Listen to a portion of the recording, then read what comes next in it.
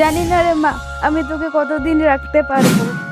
সুদীপ, বলেছিলাম না এই বাড়িতে বংশের প্রদীপ লাগবে, কোনো মেয়ে সন্তান না। মা মা হয়তো এই বাচ্চা বাড়িতে থাকবে, নয়তো আমি। সদল, জানিস না এই বাড়ির নিয়ম কানুন? তোকে বলতে হবে নাকি? যা ডাইরেক্ট গিয়ে ফেলে দিবি। আমার বাচ্চা কোথায় গেল? মা, আমার বাচ্চা কোথায় গেল? মা, চুপ করে থাকো, আবার হবে। 10 বছর পর। তুমি বাড়িতে থেকো, ছোট্ট একটা কাজ আছে, করে আসি আমি। ঠিক আছে। ঠিক আছে তাহলে। হ্যাঁ ঠিক আছে।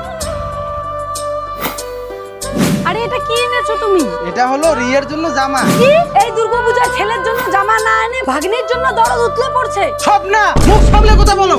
তার মানে এবার গোড়ায় লেগেছে। তার মানে এটা তোমার ভাগ্নি না, মনে হয় আগের সংসারে। আরে তুমি কি জানো?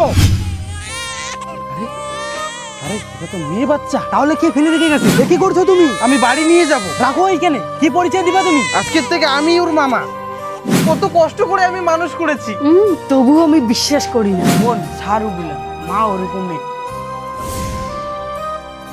না, আমি দিব না। মামি, আমাকে একটু জল দিবা? হ্যাঁ, যাচ্ছি। এটাই তো সুযোগ, ভাগ্নির নামে ওর মেয়েকে পুষতেছে, এই জলে বিষ মিশিয়ে ওকে শেষ করে দিই। এই যে নে। মা, আমাকেও জল এনে দাও না। হ্যাঁ, দিচ্ছি।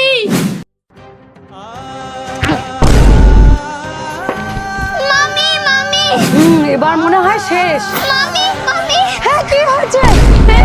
তোমার কি হয়েছে?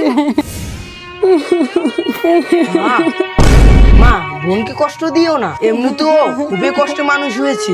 বাবু।